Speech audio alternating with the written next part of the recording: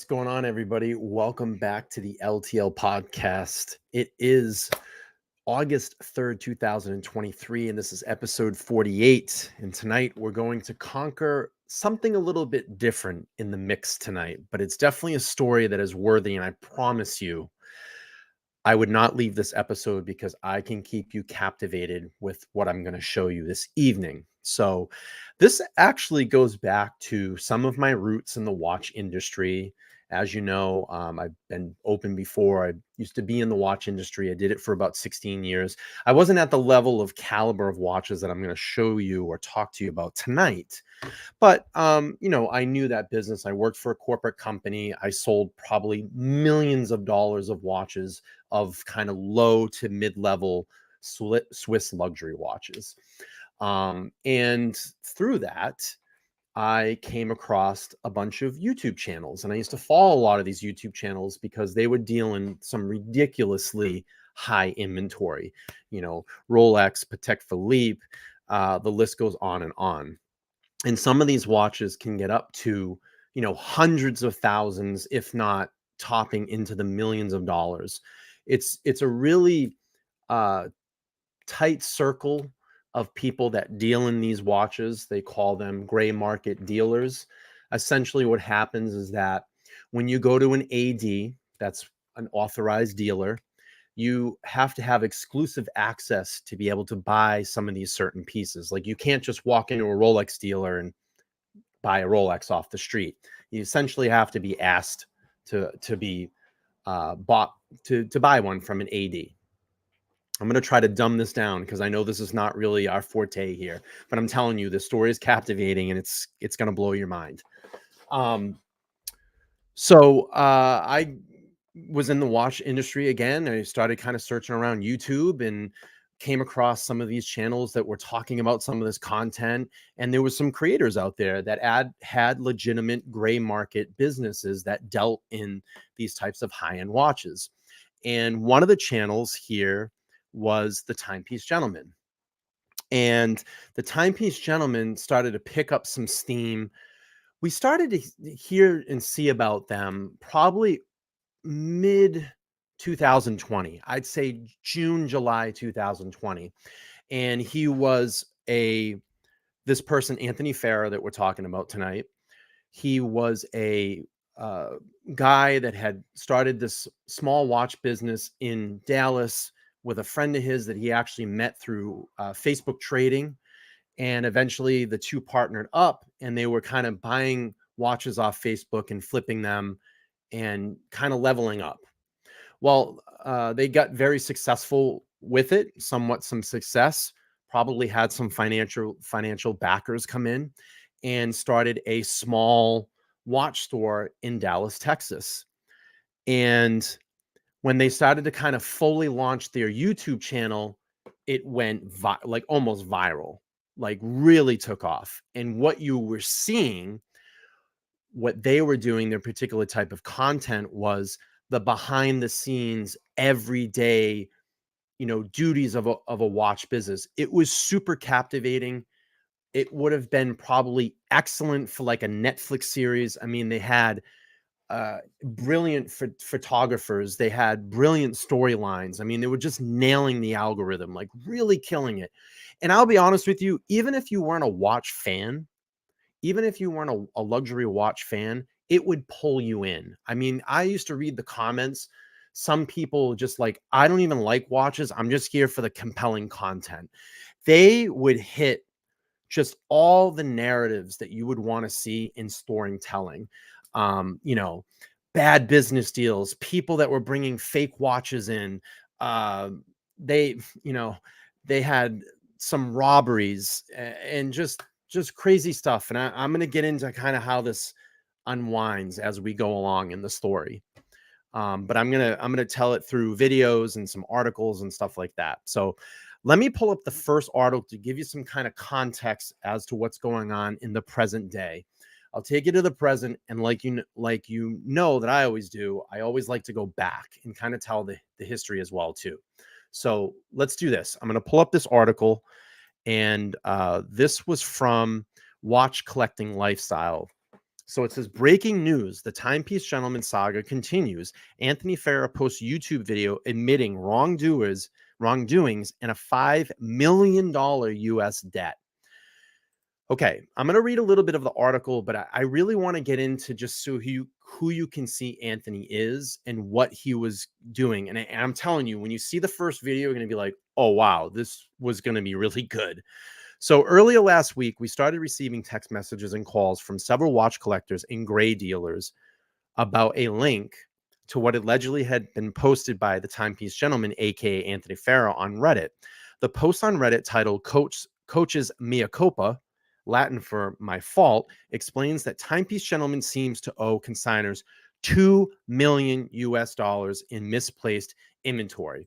So essentially what happened was he made up a story that some of his inventory got stolen, and basically that was a lie. And the reason that he lied about it was he essentially spent all this money funding his lifestyle, probably overshooting his budgets. And you're going to see it. You're going to see kind of the tailspin as to what happens here. So let me read a little bit more from here, and then I'll bring up the first video. I'm going to probably play maybe 5 or 8 minutes of it just so you can get a feeling of kind of who Anthony is. Okay. Basically, this is his posting that came out, and I'll read a little bit of it. It says, it comes with a heavy heart. I have to send this message, but I can no longer leave behind the lies and my mistakes. This is a message. This is a mass text message to each person involved, and it's not easy message to send, nor it will be easy message for you all to read. I want to reach out to you first and explain the situation before you read about it online or in social media. You may or may not be aware that several months ago, I lost my Richard Mille due to being out bar. Now, I want to just put some perspective. A Richard Mille watch can be $200,000 all the way up over $1 million. So, I mean, this is really high-end watches. And again, I might be wrong on my market prices. I haven't really been in the watch industry for a while. I haven't done watch streams, and I'm going to promise you right now, I am not becoming a watch YouTuber again. I just want to report on the story, because not only do we, report on crimes that may deal with murder cases, this potentially could be a white collar crime, and it can be pretty big. And I have a little bit of history with this because I used to follow this guy. I used to do streams about him on my when I did a watch YouTube channel, because I was, in the business and stuff. But I just want to make promise to all of you, I am not becoming a watch YouTuber again. I just want to tell this story because it is fascinating. It's compelling. It's just the mounting lies upon lies upon lies upon lies. And now it has completely spun into this. And I'm telling you, this is going to be a story that I'm probably going to follow. I probably will be reporting this again because it's very interesting. It is extremely interesting as to what happened with this guy. The amount of things that he's pulled, the amount of times that we've sat here and said that this guy has a lucky shoehorn up his ass. He always found his way out of a situation or out of a lie and just kept trucking and trucking and trucking. And I think, and in my opinion, that with the money that was coming in, possibly from investors, from consignment pieces, selling those pieces, a lot of the shifting the money around, and then it just eventually caught up. So he says, I lost my Richard Mille due to being at a bar, drinking and acting careless. What you not have known is that one of the watches was not the only one lost. My bag that I misplaced contained about $2 million in inventory. Majority of it was on consignment with clients like you. I kept this hidden because I thought it could dig myself out of this hole, which is hole is spelled wrong. Up to now, I wasn't aware that that was a problem. Over the last year, I've let my demons get the best of me. I am an alcoholic. I have a gambling problem. I have a spending problem. I let little success and a little money go to my head. I think I'm invisible. And the rules don't apply to me. I would not listen to people when they tried to help me. I think I know everything. Over the last 24 hours, I finally realized I was wrong. In my own worst enemy, and I need help. I have betrayed your trust, and I owe you money. I have never been willing to reach out and ask for help, and that is what got me in the situation I'm facing today. I understand the feelings or thoughts that may have gone through in your head right now. And the only thing I have to say is I sincerely apologize for doing what I did. When I made that mistake, I did not admit to keeping it to try to cover up selling more inventory to pay people slowly. Today, I finally realized I am I am only creating a bigger hole. Until I put a stop to it and I admit my fault, it's going to get worse. Today, I want to admit to you that I owe money for a piece or more you may have consignment with me. So basically, essentially what he did was he would take on people's watches. So, like, say you had a Rolex watch that you wanted to get rid of, you wanted to flip or maybe trade in for a particular piece, or you had access to an authorized dealer to get that piece. A lot of what happens in gray market is that someone can go in and buy it retail. It'll come out of retail and it will probably upscale about $5,000 to $10,000, just depending on the piece. It could go up hundreds of thousands of dollars. There's a lot of controversy about the gray market. Some people like it, some people hate it. I have no fight in it. I think that if you're just doing your own business, you have good business ethics, you do it the right way, then it's your choice to do that. So essentially what he would do is people would send in pieces to sell. Like if I wanted to sell my Bell and Ross watch, I could send it to Anthony and say, hey, I want $3,000 for it. He would probably have a consignment fee of like 8%, 5%. He would take 5% when we sell it. He would sell it for you, cut you a check. Okay. But that wasn't happening. He was taking pieces, shifting them around, trying to pay off other people with that. So it's basically becomes essentially, allegedly, a shell game, kind of like allegedly a Ponzi scheme. So you're just shifting money around. But instead of paying back your investors or your clients, you're using that money to fund your lifestyle. And that's where things didn't start to add up, because you'll see it in the videos. As the videos go on, you'll kind of see like, wow, this doesn't make sense. This guy couldn't be selling that many amount of watches to fund this ridiculous lifestyle that he's fronting. So I'll go on to read the first apology that he got caught, and then they found out that this was all bullshit. And then we'll go on to kind of tell you his story a little bit. I could ask for one favor. That would give me a time to call each and every one of you to talk personally before making any decisions or putting this message or situation online. I understand everyone is going to immediately want to call me and get answers or a quick resolution. Please give me time to reach out to you and start the process. Again, I apologize sincerely from the bottom of my heart, and understanding this has ruined all trust you had in me. I will call you and we can talk, and I'll do my best to fix this. My first steps is starting to clear my head. I'm going on to an AA meeting the next couple of hours. Please give me time to reach out to you, Anthony Farah. So I know that I saw some chats and they're like, oh, this poor guy. It's hard to understand. You don't understand what he has done to a lot of people. He's done a lot of misleading through this. And what happens is when you have someone that comes into this particular business, and like I said, this is a very close-knit type of people. So when someone comes in and they infiltrate that, where business might have been established for 10, 20 years and they're doing it the right way, you have someone that comes in and does something like this. What does it do to those other dealers? It makes them look fucking shady and shitty too. And there's a lot. I was watching some streams today of, people that are in the business that still have businesses, and they're pissed because this fucks them. And the thing is that a lot of them, I wouldn't say covered for Anthony in the past, but might have said like, hey, I've done deals with him and he's never fucked me over, because dealers work with each other. Hey, I need a particular piece. I can't get it right way. Do you have it? Yeah. Can you send it to me? I got to send it to a client. I'll take my fee and I'll cut you a check and pay you. A lot of that stuff goes on. Or, hey, I have, 1, 2, 3, 4, 5 of these particular Rolexes. I need 1, 2, 3, 4, 5 of these. Could we do a swap and a trade with some money? So again, it's really high-end pieces. There's a lot of money flying around, and it comes down to reputation. It's essentially what this comes down to. It comes down to reputation. So what I'm going to do now is I'm going to pull up the first kind of intro video that Timepiece gentleman Anthony Farah put out. And this goes back to October of 2020. I'm not going to play the whole video, but I want you to get kind of a taste for what this guy was trying to do. And I'm telling you, he had the look about him. He had great editors and videographers.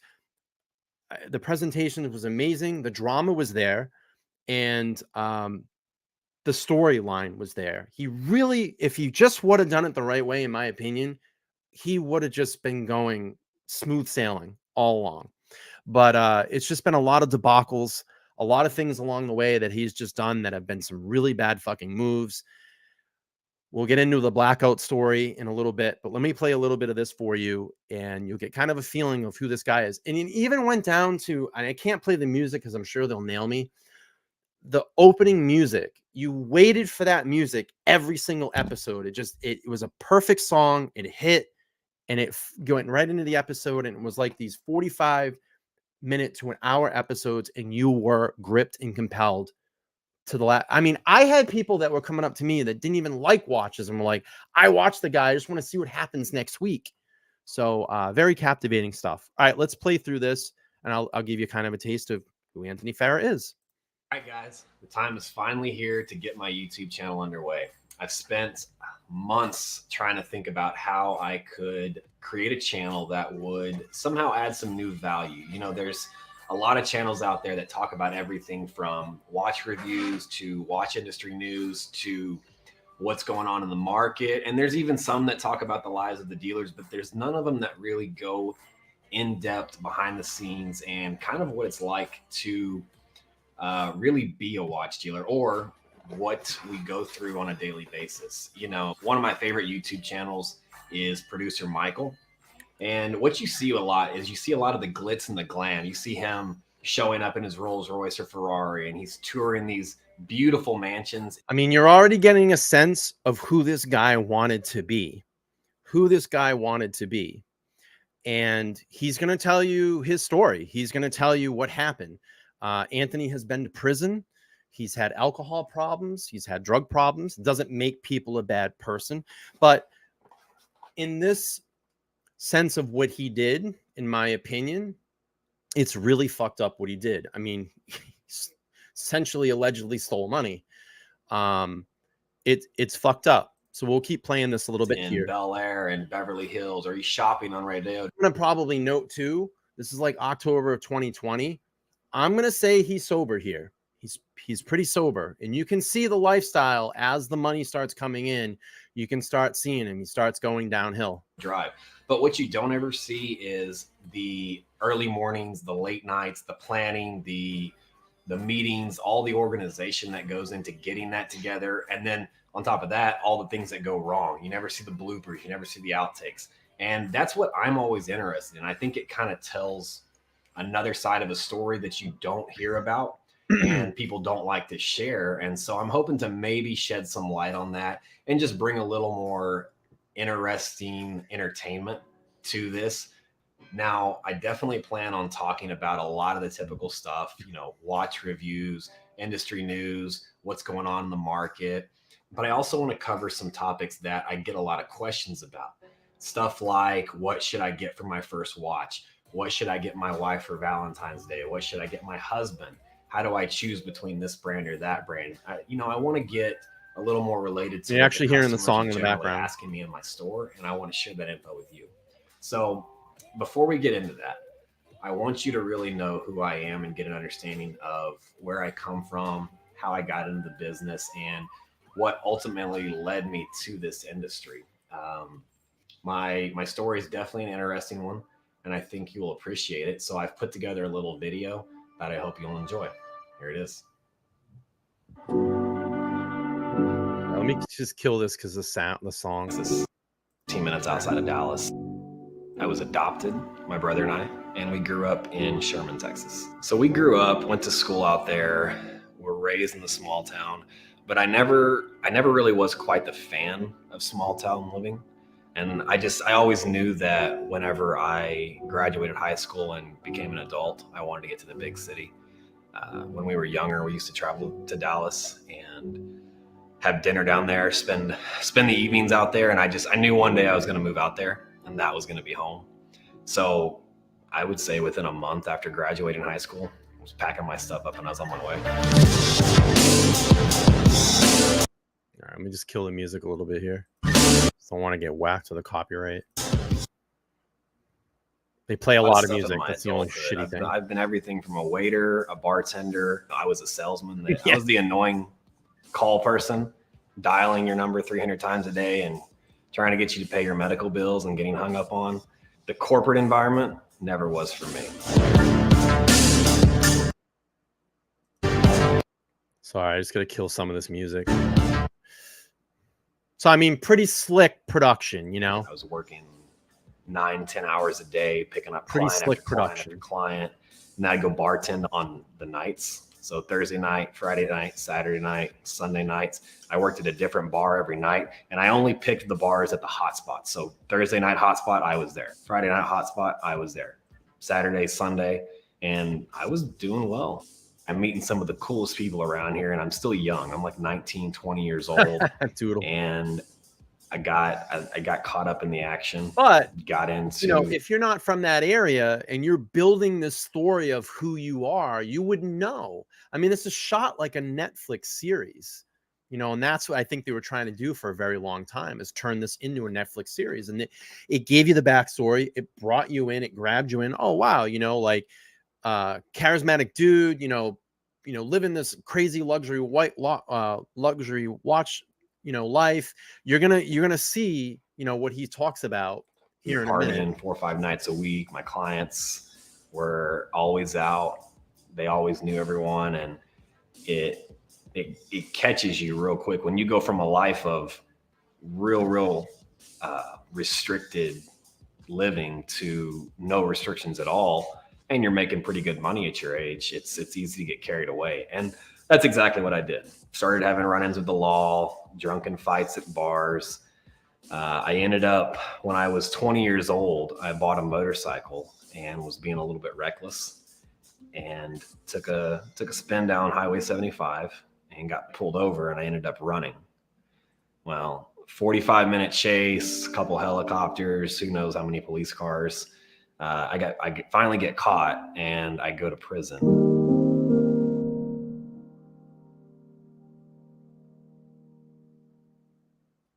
A year behind bars at 20 years old. I get out just after my 21st birthday. You know, I swore it was going to be a brand new start. I was really going to make something of my life. No, nothing changed. I got back into bartending, still doing a little bit of training, but this time I did make a little step. I went and got my real estate license, and I got on a team with Coldwell Banker, and I started working my way up the ladder. So again, building that story, building that background, you know, being compelling. One thing was that no matter how much trouble I got into when I was young, I always managed to outweigh it or justify it in my mind by working even harder. If I was making more money and I was putting more hours in at work, it didn't really matter what kind of side trouble I was getting into or how hard I was partying. And that's just how it resonated in my mind. A few years go by, another DWI here, another DWI here. I finally thought, you know, it's Dallas is the problem. So I packed all my stuff, moved away to Miami.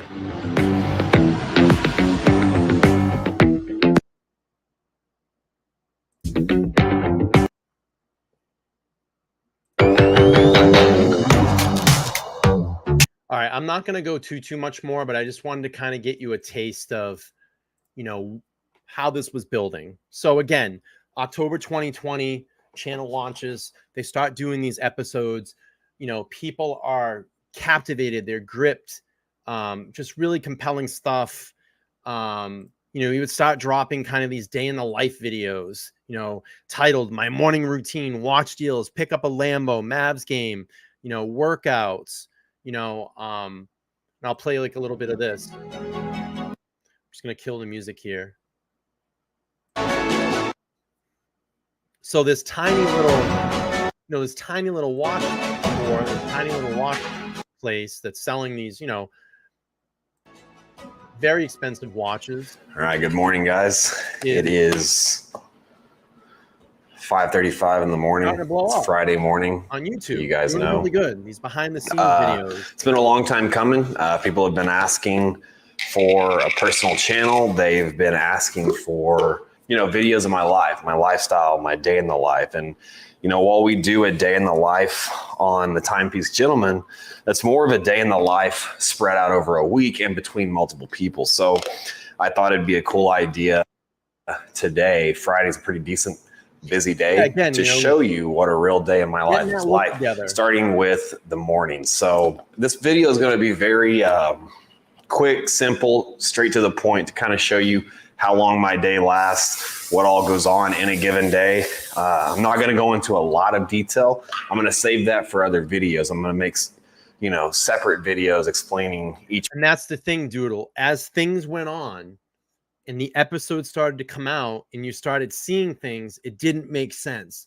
Things weren't adding up. And believe me, when he came out, and I understand what he was trying to do in that first video, the introductory video.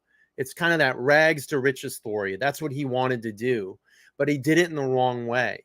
And I believe if he would have just kept his head down, didn't let all the money and the success get to him, and leveled out, he would have been, and that started in 2020, he would have been way above where he is now 3 years later. If he just played it straight, in my opinion, if he would have just played it straight. I mean, they had everything going, the compelling episodes, they had, the slick editing, the music, things that would pull you in. I mean, it's filmed like a Netflix series. All right, let's play a little bit more of this, and I'll just keep playing little bits and pieces of the videos to kind of see, what this kind of was, what he was part doing. Of my video, or each part of my day. But today, it's just all about showing you a little bit about my schedule, my routines, and how much I can really cram into one day. So starting off, we're going to go do some fasted cardio and a little bit of HIIT training. So come on. So, I mean, slick videos, you got the Mercedes, the G-Wagon, you're starting to build that lifestyle. Now, keep in mind, all this stuff it's rented. It wasn't his. This is all rented. All just part of the, part of the persona, part of the front. But again, slick videos. I'm just going to kill the music here so I don't get a copyright. Slick videos, filmed really well, showing the watches. I wish I had this storytelling skills. It's just really good. 32 ounce.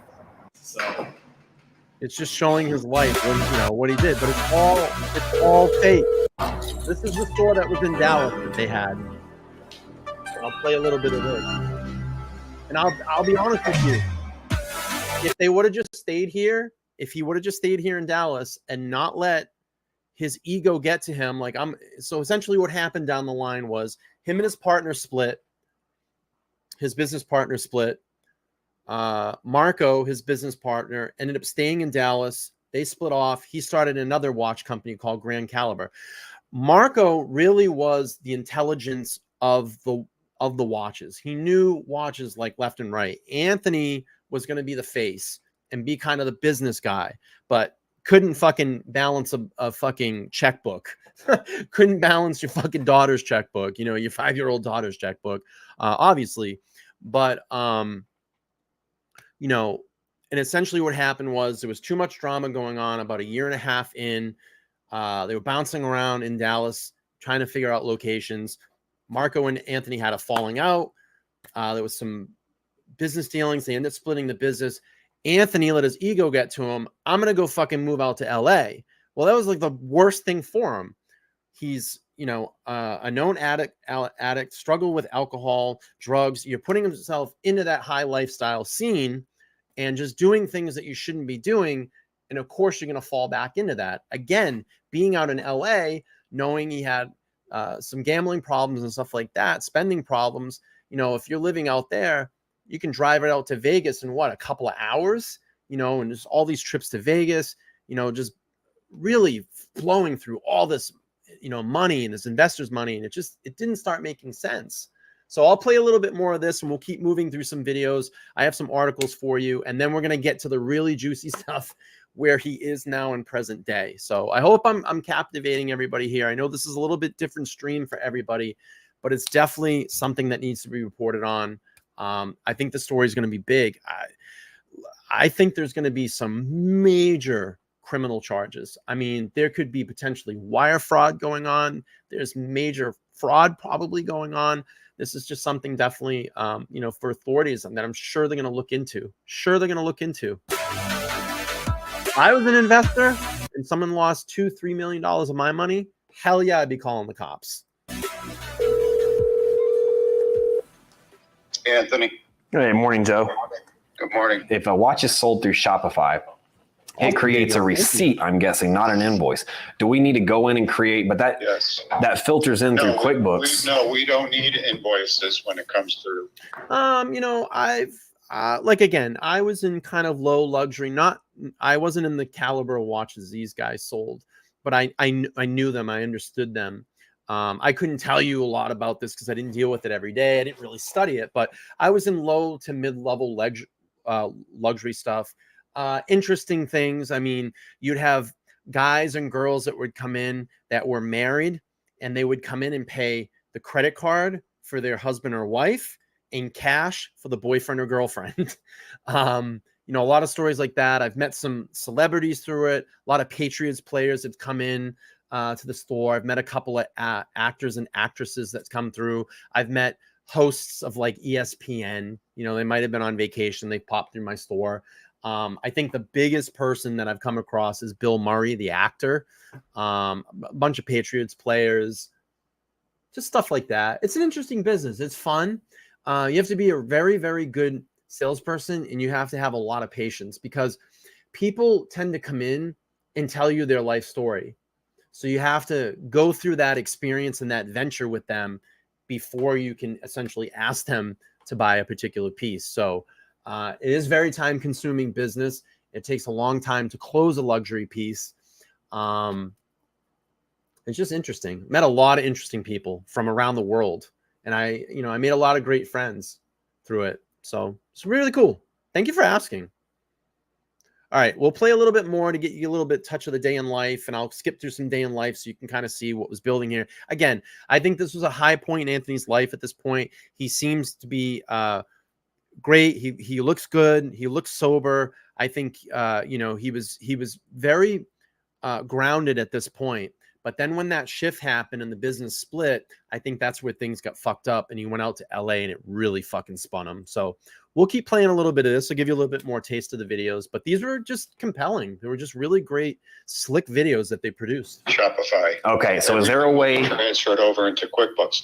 So if we buy something from a wholesaler, obviously I have to create a bill to pay them. Okay. But if they buy something Especially from if you us, have I addictive create an personality. invoice so that we can pay them. So the only invoices that I would create in QuickBooks are for dealers. Hey, Jimmy. Yeah, what's up, man? I just talked with Ty and Joe. So I told them to send me a Word document with all the required info that they need for invoices. And we're going to start giving that to the spreadsheet. I'm going to cut up. Yeah, I'm going to do turkey and broccoli. I'm going to do turkey, spinach, and green beans. But I think this is what captured everybody, is that you weren't seeing this before in other watch dealing videos. They were really showing you kind of the behind the scenes stuff. Should have been 40 grand. Bro, I'll take 20 of these at 40 grand, and I'll keep 19 of them. I love it. I've wanted that thing before the hype. It's good looking, man. All right, so I have to go to San Francisco tomorrow to deliver another watch. Are y'all in town on Sunday? Yeah. I'll text you here in a minute when I know where I'm coming. All right, good deal. All right, bye. All right, bye. Geez, it's only 3. Wow. It's 3 o'clock. It's been an extremely busy day. Headed off to the bank. I normally go around 2:30, 3 o'clock. Get some wires out, drop some checks, and then hopefully my car is ready. I've got to go pick up a warranty card from a client. And then my car should be ready at the shop. So I'll head out to Fort Worth and go pick that up, come back, Wow. go work out again. And then tonight, Darby and I have the Mavs game. And then... But see, you're getting kind of that behind the scenes. You know, you didn't see this in other watch YouTubers, videos. Not really much more here. I'm going to pop up to another video just so I can show you some more of the kind of slick production, you know, what they were doing. This one was called Day 6, Day Trip to LA to deliver a $500,000 watch, and I'm giving away a Rolex. So we'll play this. I'm going to kill the music a little bit here.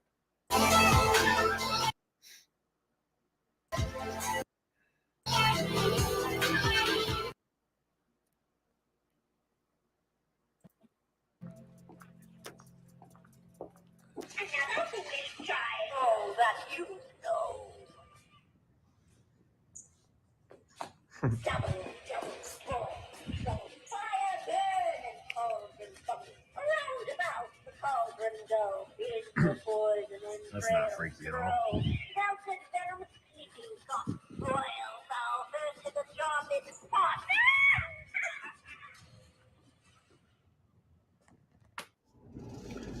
All right, well, that's a little embarrassing.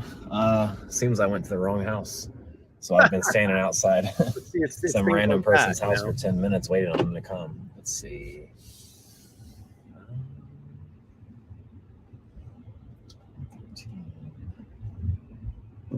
Yeah, they get crazy, Mary. I mean, some of these get really crazy. I'd recognize it again.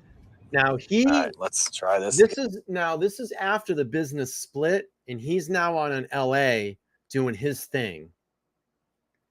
So let's see. I'm gonna get up to, here we go. Where's your security team at? It's me today. Okay, nice.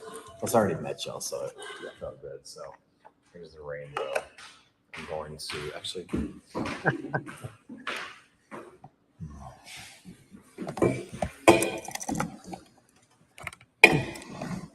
You want content for YouTube? You want to be a YouTube star? Me? Yeah. All right, so here is how this deal is working. I just met these guys. They're awesome. They got some badass inventory, but it's our first big deal together. So to show good faith, I brought my rainbow.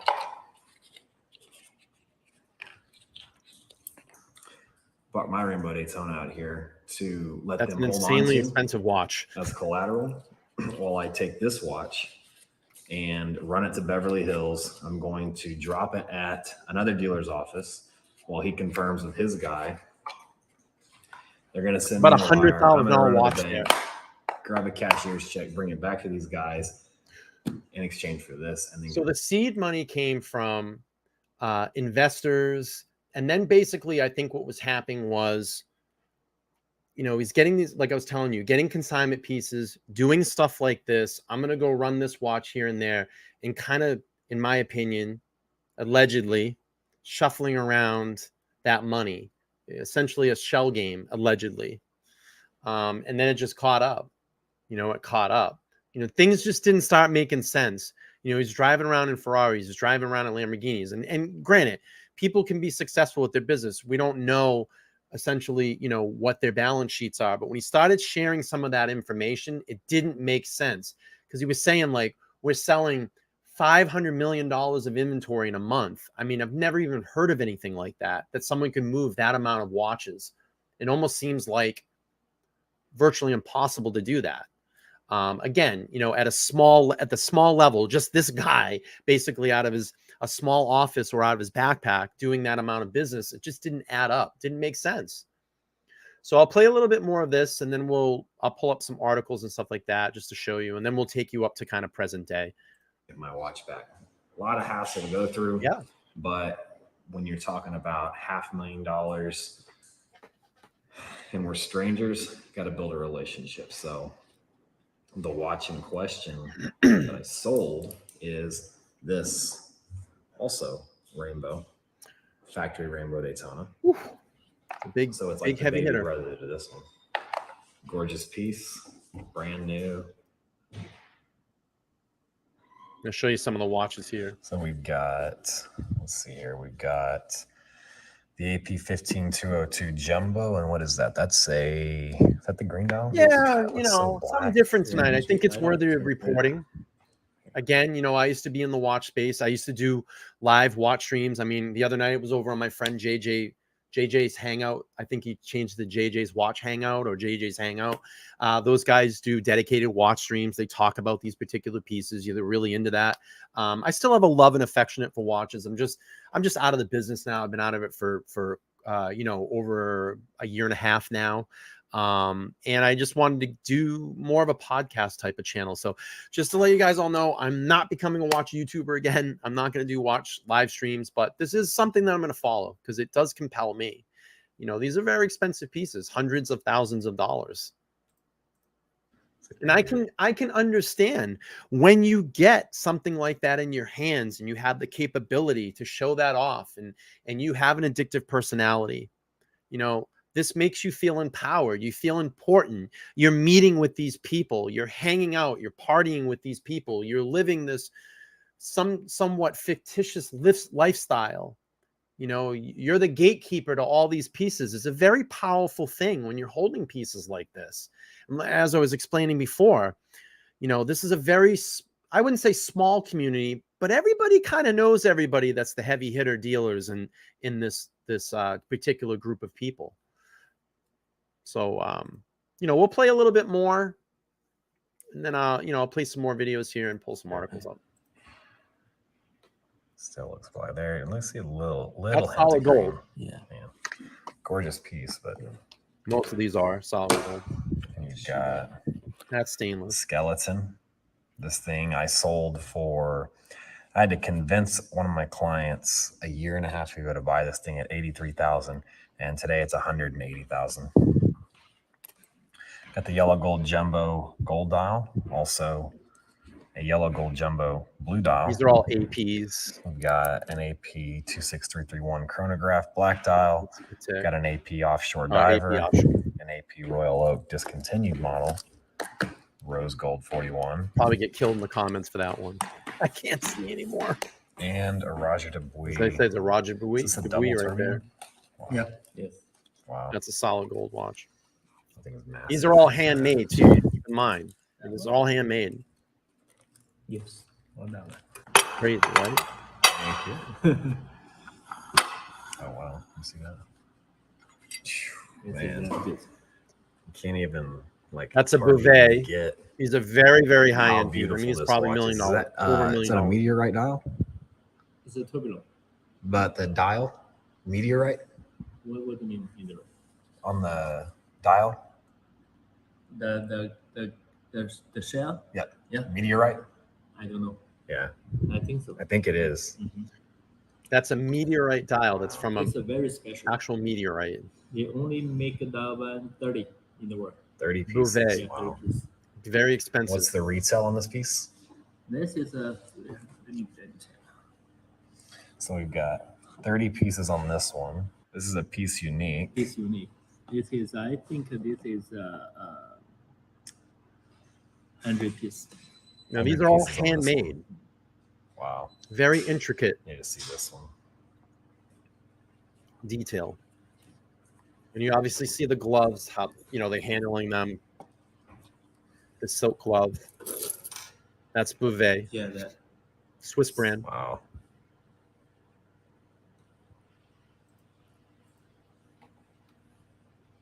This is a piece unique, right? One piece? It's unique. Yeah. Wow. That means it's one unique piece. That's only one. That's only one of those in the world. Okay.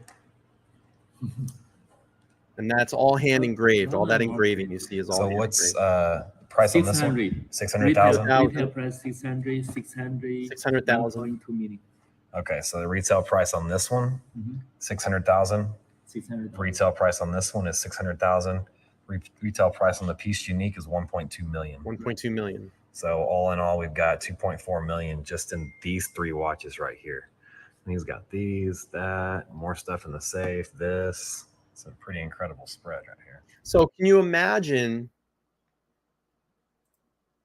you have access, you're hanging around with these particular type of people, you have access to these particular pieces, you're trading, you're selling them, you're buying them, how the high you must get from that, especially if you have a very addictive personality. It's almost like a drug. You know, it's hitting that dopamine. You're wearing these pieces. You're hanging out with these people. You're driving around in Lambos. You're driving around in Lamborghinis. You're staying in penthouses. You're going to Vegas. You're gambling. You're partying. You're living this lifestyle, but it's fictitious. It's fictitious. It's all funded by your clients and your investors, allegedly. All right, let's play a little bit more of the day in the life. And you can kind of see now things are starting to kind of unwind a little bit. We started seeing more Vegas trips. More Vegas trips. Gambling. Betting $100,000 on black. In Vegas. I like shake. You scared? It's $20,000 right there in chips. Oh. 10,000 on black, and it hit. So it's going to be a good start to Vegas. Dude, your thing like keeps automatically like. Why does it do that? 20,000.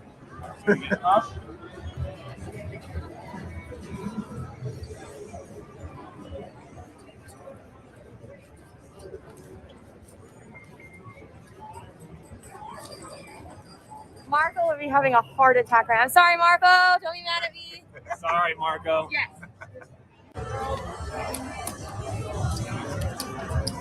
60,000 on black. Is that for you? Can I get another one from you? All right. Well, 60,000. it didn't matter because allegedly it wasn't his. Can I On grab black. another one? Let's see. And a straw. Let's go. Thank you.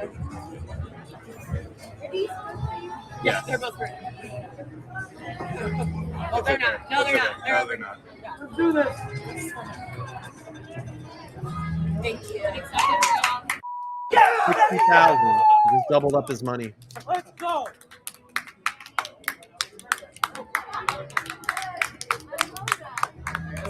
You know, and the problem is that when you come into that lifestyle, and yeah, exactly, Rick, it's like monopoly money.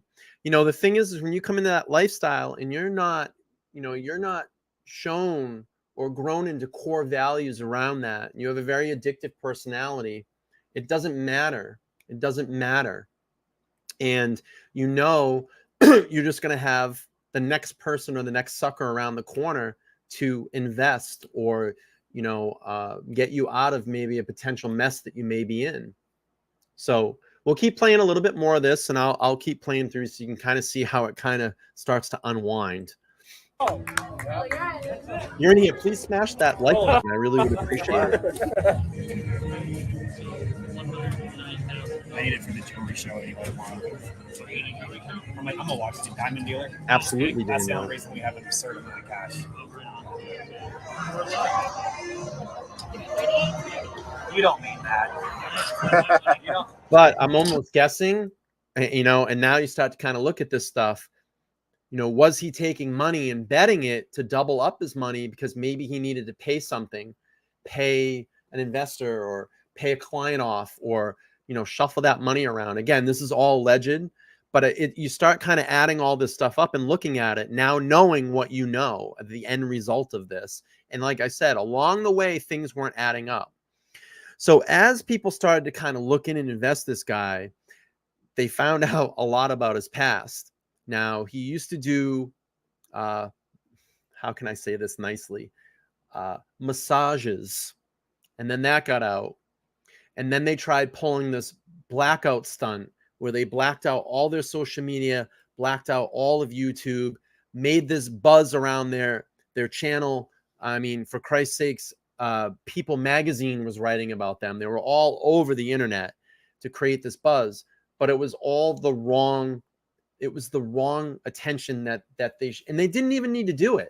And that's the thing. And he had these stumbles and bumbles along the way and continuously did these stunts that it was like, dude, you didn't need to do that. And I said this from the beginning.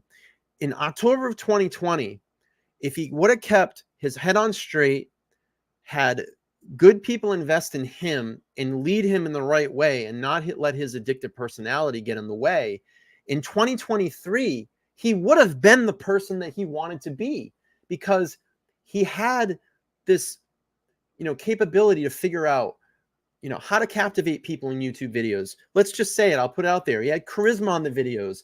They had, bad business dealings. They had great business dealings. They had all the formula to make this very, very successful. And he fucked it up. And he fucked it up a lot. And that's why people started coming down on him. And again, he had his core fans. There were always people there. And this guy was like the ultimate fucking comeback story. It was such up and down, up and down. It was a fucking roller coaster. And I always said, I don't know how the fuck this guy got his way out of this mess. He found either some clients or some fucking investor to pick up his debt and keep rolling along this kind of train that he was playing in. And the sad thing about it is, I feel bad for the victims. I feel bad for the people that gave this guy watches, that gave this guy any money, people that followed him, that that were his employees. Now they're fucked because they have the stain of this guy on top of him. And what if they wanted to continue in the watch business? Are you going to trust them now? So it sucks. He fucked up a lot of things, and he fucked up a lot of people's lives. And to the level, and he'll go into it later, to the level he'll say, this is 100% on me.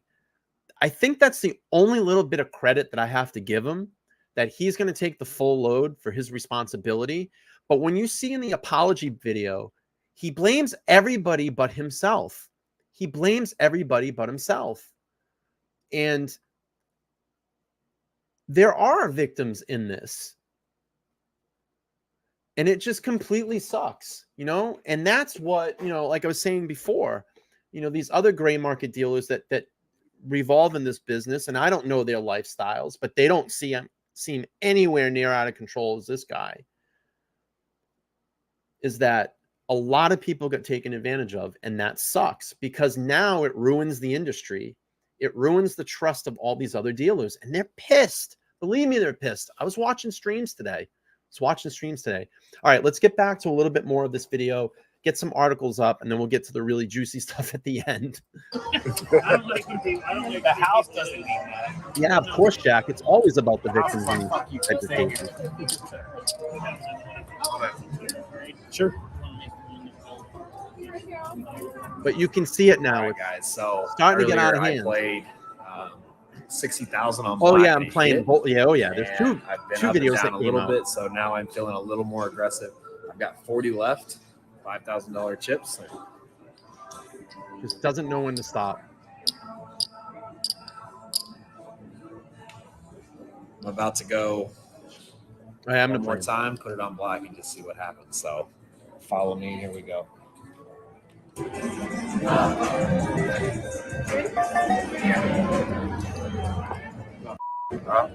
There we go. Dropping it all over the place.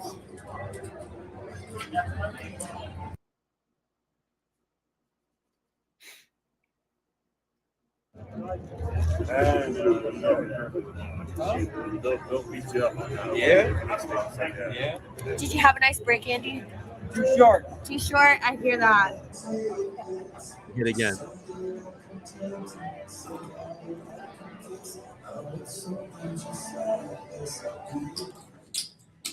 You know what I mean? Don't be afraid to take a risk, but only take a risk if you can afford to lose. All right. So that was. So Lucky Phil said he'd have more than 5 million stashed away somewhere, surely. Of course. But, all that greed took over. All right, let's play a little bit more. So again, another big misstep in his judgment while out in LA. He decided to go out and rent this 20,000 square foot penthouse in fucking downtown LA. It was ridiculous. It had a fucking helicopter pad. By this point, everybody is like, there's no fucking way that this guy could be living this life. Definitely somebody's investing in backing this, or where is this fucking money coming from? So we'll play a little bit of this. Right now, okay? You say yes. We'll sign a year lease. 1 year lease. Right now. I would have to take it up to, get a little higher. Can't show y'all. Yeah. We'll have to take it up a little higher, but that's, now we're getting closer. Yeah. Getting kind of closer. Jimmy. I really think we're getting closer. I could, you know what I'm saying? Let's keep seeing it. 25,000 square feet. Check Jimmy, this out, the other bedroom. I offered him this much. Oh my God. I'm gonna keep my feet off the bed though. I just want to see what it feels like. Yeah. 100%. Okay, I'll take it. Okay, hang on. Selling point. Does it have its own pool?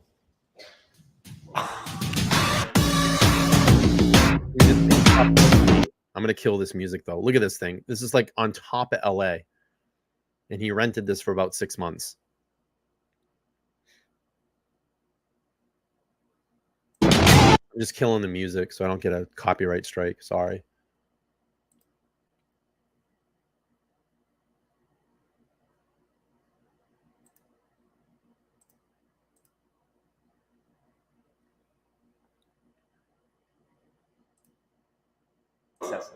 It's completely excessive.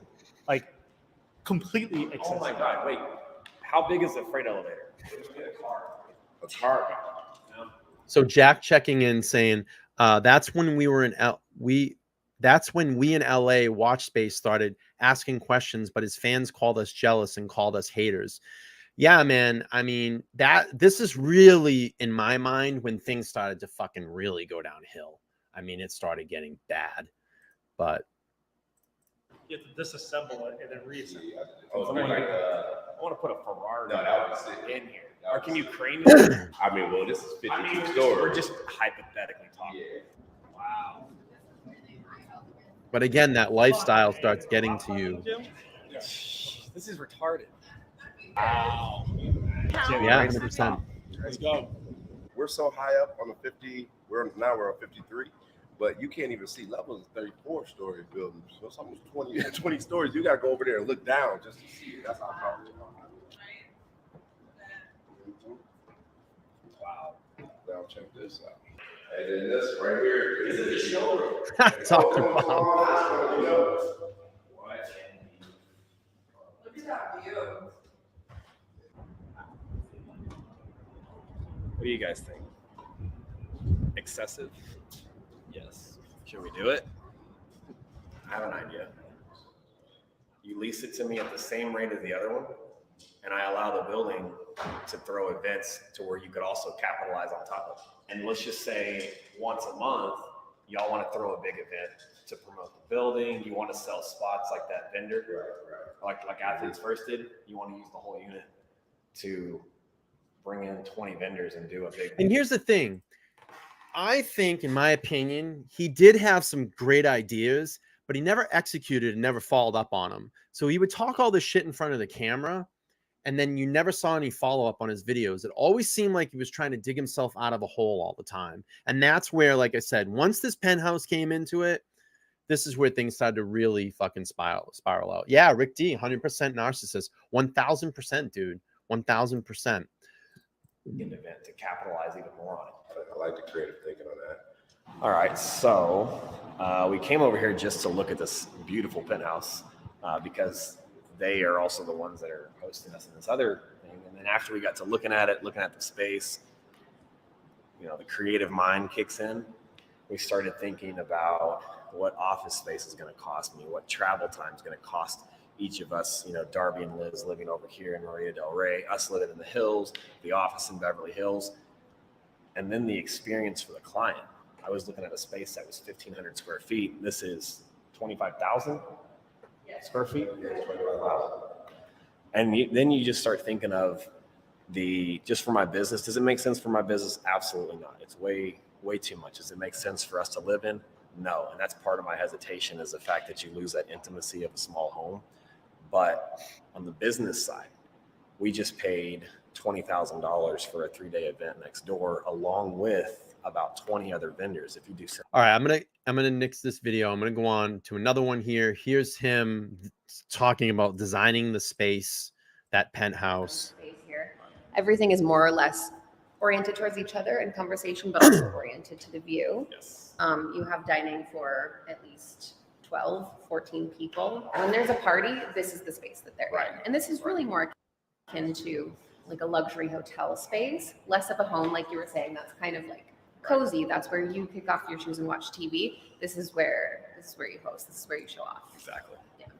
Now this this is where we'll spend time living. I love when I walk into a home and there's just trees and like just go crazy with the plants. I have 2 chairs facing in. They can even swivel. Now, keep in mind, I mean, you're now out in LA. You're this guy that has a little bit of clout around you. You're dealing in very expensive watches. These fucking people don't know who you are. You're coming off as this guy that has a lot of money, and you know, you're living this kind of fictitious lifestyle, and people are believing it. That's just whacking that dopamine all the time. You know, it's living that high, chasing that high all the time. And this definitely was his high. Towards the TV as well. With the booze and the drugs and all that stuff, allegedly. Actually, he admitted to that in a later video. Skip the chairs. Not allegedly. And a massive oversized sectional. Okay. And then a big coffee table. Okay. And that's So Jack says it's easier to assess Anthony from a little distance rather than being too close and being charmed by his natural charisma. Many people in his presence buy into the dream, no matter how improbable. It's completely true. You know, he's very charismatic and on camera. I don't know him personally, so I've never been around him. And I think that's what was extremely captivating about this particular channel. So again, doing some design here with the penthouse. And what I wanted to do now is just bring up, you know, this guy was talked about. Let's see. Share some of these articles, and then we have a couple more videos, and then I'll get to the juicy videos. You know, this guy was being talked about. He's being interviewed all the time. Here's an article from Life and Style back on December of 22, how Anthony Farah made his millions with the Timepiece Gentleman. You know, it's home and living, and it goes into a deep article about his background, how he did it, how he's doing it. You know, here's another one. This is from dailymail.com. Is it time to invest in a luxury watch? Anthony Farah's Timepiece Gentleman reveals everything you need to know. I mean, people were buzzing about this guy. He was being talked about, positive and negatively. Let's see.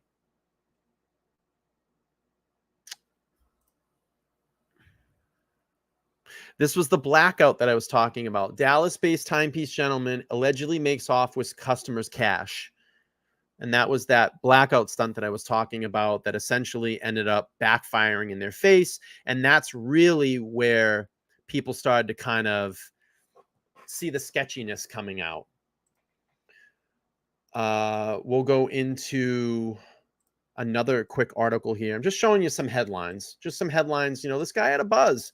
Tech Times was writing about him March 2021. Famously known as the Timepiece Gentleman, Anthony Will Farah reveals his luxury brand collection. Full articles about this guy. I mean, he had a buzz. And then with the good and the bad, you know, with the good, we heard about bad as well. This made People magazine. Luxury watch dealer speaks out after being robbed at gunpoint in Hollywood Hills home. Now, there's been some speculation about this one. Apparently, there was 2 robberies twice. One was away from the home. One was in the home. It just seemed kind of sketchy. This opened up some more sketchiness around TPG as well. But just to give you a little bit of like the whirlwind and all this, you know, shit they were involved in. Okay. Let's see this. Oh, here's an article about, check this out. Guess how much he was paying for rent on that. DTLA, Dallas to LA penthouse. DTLA penthouse sniffs record $95K per month. 19K, 2 floors of luxury entrepreneur relocating from Texas. I mean, they were writing about this guy. This was a LA real estate forum. I mean, he had a buzz. If he would have just played this straight, he'd be in a much better position than he is now. I mean, look at the articles that are written about him. Look at it. Unbelievable. Unbelievable. All right. Here's some bad business decisions. I wanted to play this. Tomorrow. No, he's sending me a wire today. Okay.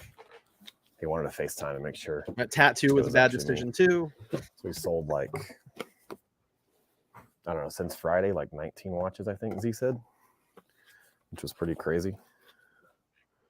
Oh, it's two-tone sky.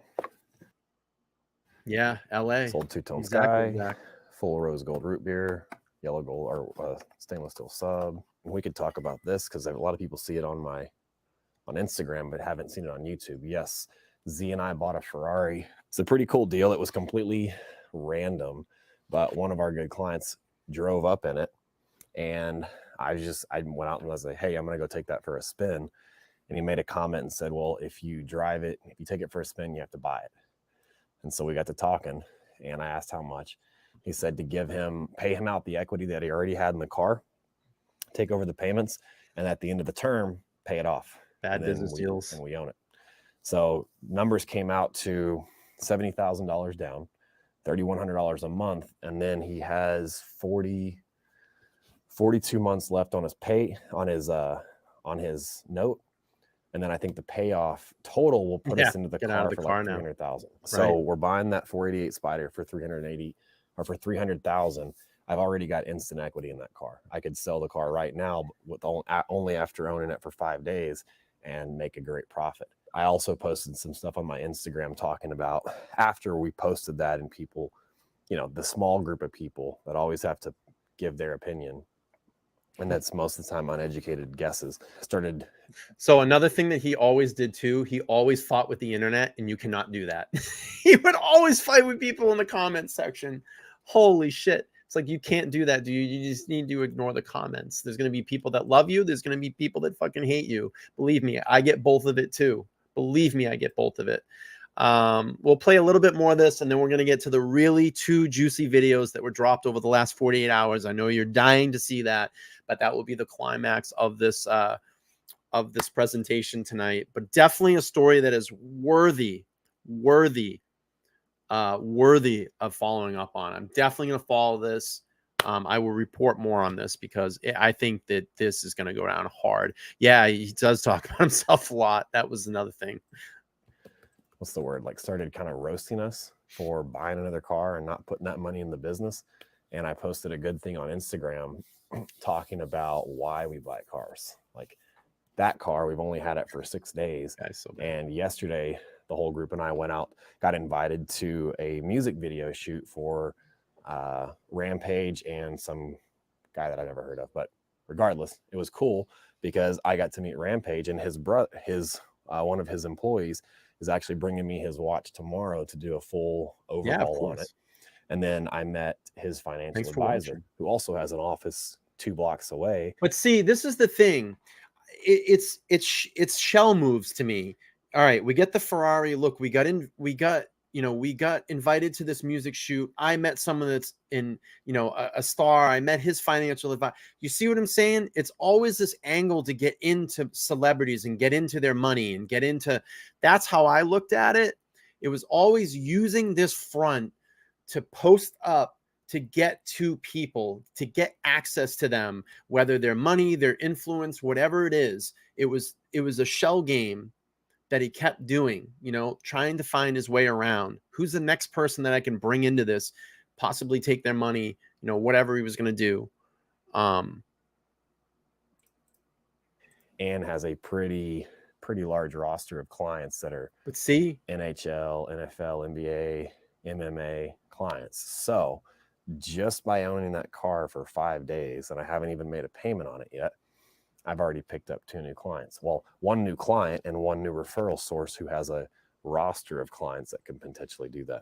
So, and while we're on it, I actually wasn't planning on talking about it or planning on discussing this right now, but while we're talking about it, yes, at the beginning of the year, the first video that I did, I said I was going to go through this humble year and I was going to cut back and get rid of everything, downsize. You don't do that. Sell the bikes, get rid of the cars. And I was going through the motions to do that. I was 100% committed to it. I've already got rid of our apartments. I've downsized that part. And then I started looking into selling the cars. I started looking into selling the bikes. And the car market is down. I've put a lot of money into both of my cars. I own all of my bikes outright. if I were to sell the cars, technically I would take losses on them. I bought them at the peak of the market, and then not only did I buy them at the peak of the market, but I also put a bunch of money into it. I think my G-Wagon, I put $30,000 or $35,000 extra into. The Lambo, I put about $25,000 extra into. If I were to sell them both right now, the payoff would be what I owe. So I'm at a break even, meaning I also lose all the extra money that I paid. Now, I always understand that you lose money on additions to cars. I wasn't worried about that. You're but getting an idea getting of rid how of his cars business at acumen just a is. break even and not getting any money back, or possibly having to come out of pocket He's any a money, quick talker. doesn't make sense when the only goal is to free up 10 grand a month in payments or 12 grand a month in payments, whatever it is. So I got to thinking. There's a really good post on my Instagram, and Darby, if will just put a picture of that post up there so you can go read it, guys. But everywhere I drive my cars, people pull their phones out and they take pictures, they take videos. When I stop somewhere and I get out and I walk into a coffee shop, to a restaurant, whatever, I'm always wearing branded gear. People see me. Now, not every single time does somebody come up to me, but a lot more than they would if I was driving a Honda. And let's just be real. If I was driving a Jeep, people probably wouldn't get up and come talk to me just because my hoodie's so badass. I have my logos put on the car. I'm about to wrap the Lambo. Now that we've got the Ferrari, we're gonna put a banner over the top of it. It's marketing. It's always marketing. Again, you're getting a very full-on scale of Anthony Farah right now. I'm glad that I stumbled across this in this video. So you're getting a grand scale of how this guy and who this guy is right now. If you don't believe it, 4 or 5 days ago, we bought a Ferrari. And yesterday we were at a music video shoot with Rampage. Now, some people may be like, blah, blah, blah. It's not that big a deal. Yes, it is. It opens a door. And that's just the first one. It just keeps on happening.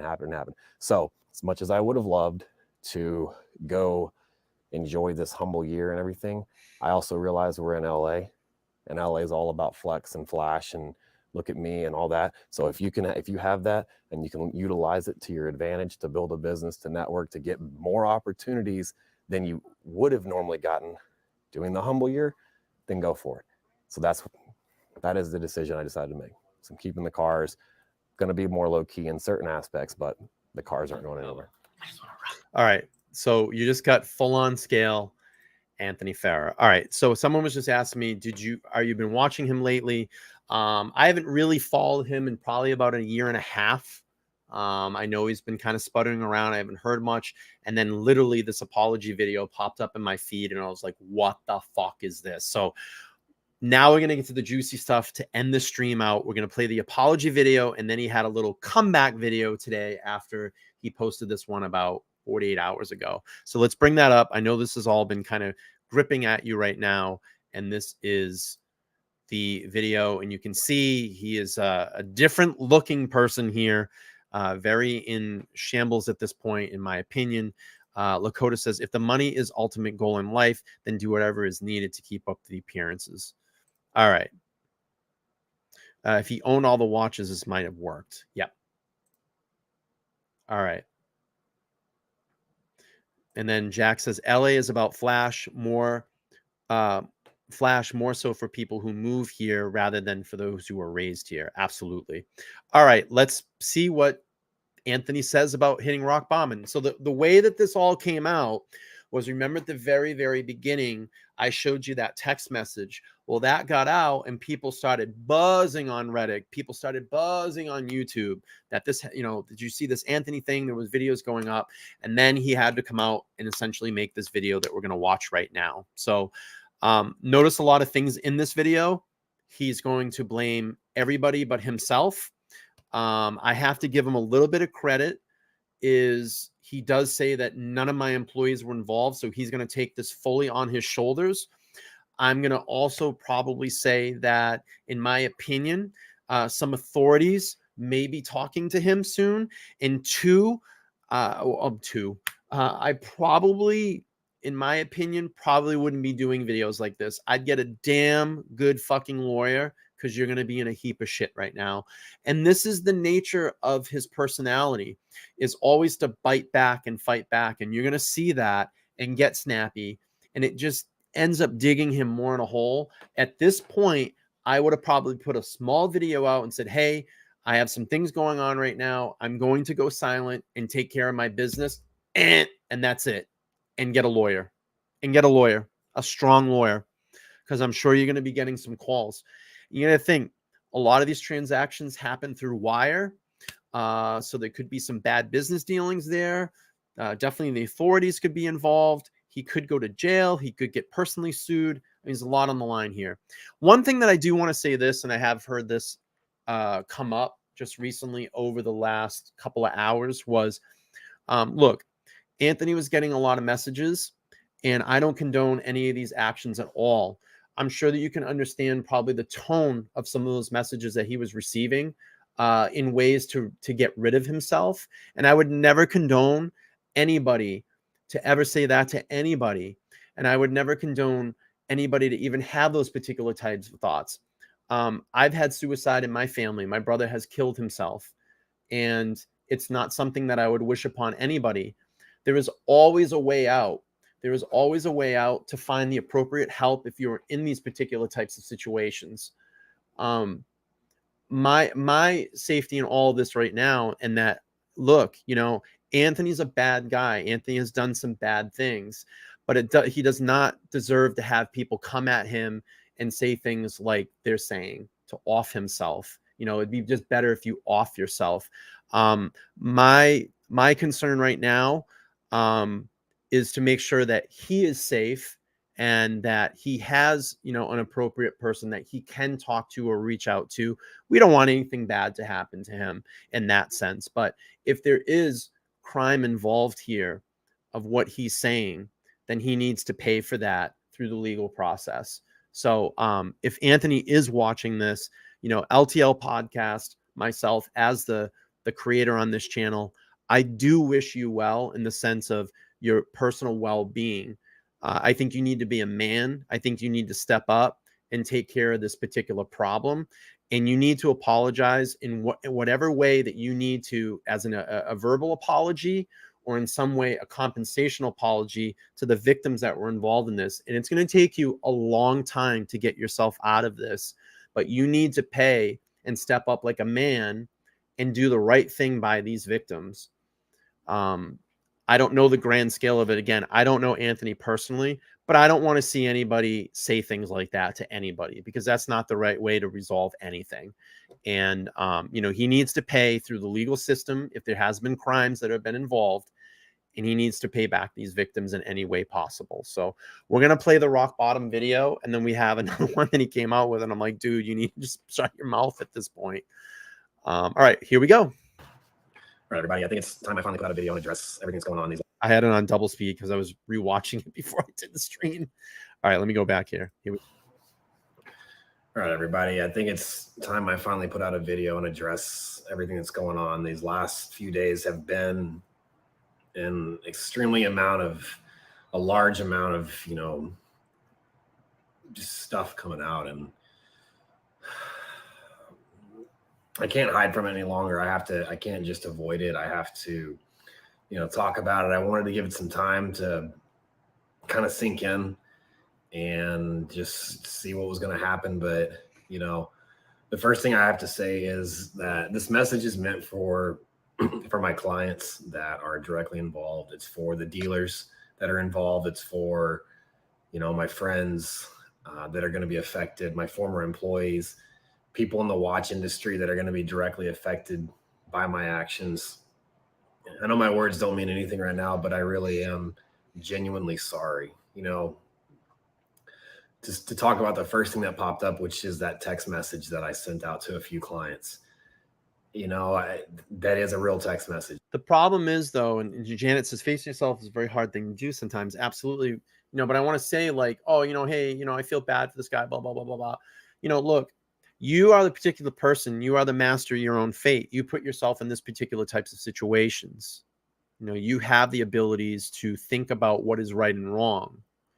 And this is not the first time he's done stuff like this. He's had a lot of missteps in his life. This man needs some real professional help and someone to really peel back those layers and get deep inside him and fix him.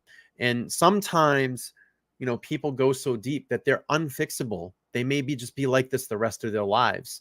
And it's really sad, because in the sense that I look at it this way, You know, I think this is someone that has a brilliant creative capability inside of them. You know, as you can see, and I kind of took you through this tour of who he is or who he projected to be. You know, the slick videos, the grabbing the YouTube, having the social media presence. He had all of that. He figured it all out.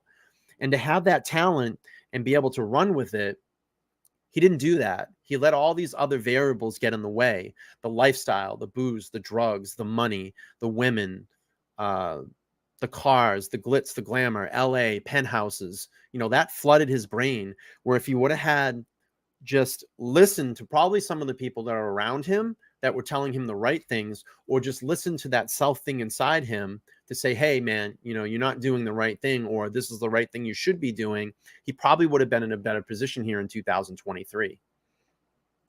All right, we'll keep playing. Sorry. That is I something like that to I talk. sent. And I sent that, you know, because life just hasn't been fun lately, you know. Like the message said, I battled with demons, and I've let stuff get the best of me, and I've made a lot of bad decisions. I made a lot of dumb mistakes. I even lied in that message about a robbery, you know, hoping to cover it up even more while I try to fix it. And, you know, it's gotten to where just living this fake lifestyle, this look at me, I'm smart, I'm successful, you know, keeping up the appearances, it's eating me alive. You know, I drink every night just to be able to go to sleep. I've lied to my employees, I've lied to my clients, I've lied to my friends, I've lied to my peers. I mean, personally, I think the only reason that he came out and had to do this was because I think the money's dried up. The money's all gone. So now you have no choice. You have to come out. The money is gone. It's not there anymore. He's fucked. He's fucked. And it was all keeping up this facade. It was not being willing to admit that I'd made mistakes very early on. You know, I'll admit it. I got a little taste of success and never wanted to forget that feeling. So when I did make dumb decisions, I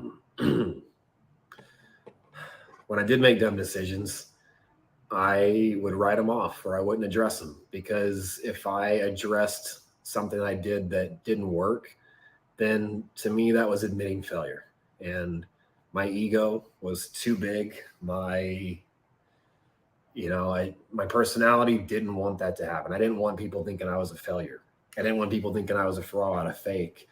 You know, I got accustomed to this lifestyle, and getting that type of attention, it ruined me.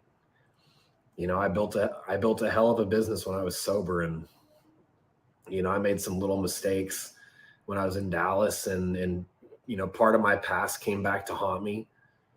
So, not to say that that's the cause of it. The stuff I did was wrong. Spending people's money, living above my means, living this flex lifestyle, all that stuff. Don't was feel wrong. sorry, Phil. But he did it to himself. He's a man. He made those decisions. Dealing with the kind of backlash that I've gotten. Oh, I see your smiley face. I'm not blaming it on that, but it is hard. It is a stressor, and I deal with it, and I do my best to keep it suppressed and pretend like it doesn't bother me, but it does. I've gone on my little tyrants where I respond to haters on social media, and I'm getting carried off. I'm getting carried away, but that message was real. The voice recording was real. That was me talking to a client. Obviously I was unaware that he was recording, but that phone call came because I needed someone to talk to. I've been digging myself this hole, and it's a $5 million hole. Yes, it's true. I'm $5 million in debt. About $3 million of that debt is to two big clients of mine. One who acted as an investor, and I used his money to fund my lifestyle. The other who I'll just leave it at that. I owe two big people $3 million. I owe a lot of small people a collective $2 million for watches that I've sold. And, you know, I can't take that back. I can't lie about it. But me reaching out to the client to talk about it was because I didn't know who I can trust. I didn't know who I could vent to or talk about it to, but I knew that I just didn't want to hold it in anymore. Like I'm tired of living this lie. I'm tired of the person that I was becoming. You know, I wasn't happy. I haven't been happy for a long time, but I've been putting on this facade like everything's great and everything's perfect. And look at me, I drive a Lambo and my life's amazing. And it's all a lie. It's all yeah, fake. I think like, so I too, Danielle. hate it. You know, like it's that's what it's gotten to. And, you know, could I have kept this lie up for a little while longer? Probably. And I'm not proud of that. And I never meant to hurt anybody. And, you know, my mistakes are what dug this hole deeper and deeper and deeper to the point where if I don't stop it, I'm not going to get out. So the only thing that I could say, if AF is playing it smart here, and we know that in these particular types of cases, intent is really hard to prove sometimes. So let's say that everything is clear in his transactions, but the intent is hard to prove. So let's say he goes into court and you're putting something out like this to say, hey, you know, I never really meant, it just all got out of control. But let's say in the back end, you really did mean it. It would be hard to really prove that if all your financials looked clean. You know what I'm saying? But intent is a very, very thing, you know, hard thing to prove in these particular cases. So we could come out and just say, oh, you know, I didn't mean to do it. You're putting this video out as kind of video evidence. Yeah, it's going to get so big that it's irreparable. Yeah, he's on a big time. Admitting those kind of things, like, it was the hardest thing. It was the most embarrassing thing. Like I said, it's hard for someone like me to admit failure, to admit defeat, to admit that I'm an alcoholic, or I have a drug problem, or I have a gambling problem, or I have a spending problem, or I've wasted money on cocaine and hookers and nights out in Vegas and just dumb shit, living this fake lifestyle to impress people that don't really care. You know, that's who I've become. And I hate it. I drink myself to sleep every night to be able to, you know, just to get rid of the stress for a little bit. And this last week and a half since this stuff started coming out is where it's my breaking point. This is a rock bottom for me. Like, this feeling like this is worse than sitting in a prison cell, which is where, you know, I may end up. I don't know. You know, I was hoping that by talking to a couple people about this and sending a message out to clients, you know, I understand I've hurt a lot of people and I've screwed a lot of people, but my idea wasn't to, you know, get away from it. It was to accept it and own what I've done and start trying, like, start the process to try to fix it. I can't change what I've done, but I also don't want to hide from it. I don't want to lie about it anymore. I don't want to pretend, you know, to be something I'm not. I just want I want a chance at a real life, and I haven't had a real life in a few years. You know, not especially not my life. I don't know what's going to come of this. You know, the one thing I'll say is that this is 100% on me. You know, everything, the lies, the deception, the money, you know, it's all on me. My employees, you know, I've watched a lot of the backlash that they're getting, the threatening phone calls, the death threats and stuff. And it's just, that's not fair to them, man. It's, you know, one of the biggest reasons I wanted to make this video is to say that this is my problem. This is my mess. No problem. Thanks, Lakota. I I'm going to have to dig out of. You know, my team leaving as this started to come out was the smartest decision they could have made, which was to separate themselves from the chaos that I have created and the potential aftermath this is going to have, and give them a chance, like a fighting chance, to go do their own thing. And, you know, if I could ask anything, if you guys want to hate me, I completely understand that. I deserve it. If you want to back. Hey, Ali, you know, I had to do a stream on this. I mean, this could be a potential, allegedly, a white collar crime. It could potentially, allegedly be a white collar crime. I think, Ollie, I think that Anthony's got a lot of problems here, bro. I think he's gonna, I don't know. So Ollie says, just when Brian thought he was out, TPG pulled him back in. Of course, today I was with the woman and missed JJ's too. I was actually chatting in JJ's stream today. It was a great stream over there. I was so happy for him. He had like over 500 people watching, which was great. Paul Thorpe was on there. You had Roman on there for a little while, and he had a great panel of guests. Marco was on there as well. But dude, I appreciate the 1477. He always has these really crazy super chats when he does them. But yeah, man, you know, I'm gonna keep on this one. You know, it's not gonna be my everyday show, and I'm definitely not being a watch YouTuber again. But it's, you know, what little crowd I have in here tonight, they're interested, and I think once people watch this on the replay and how captivating this story is, I think people will really like it. And yeah, Ali says, you have no idea. You'll have more to cover on TPG. You have no idea. Yeah, this is big.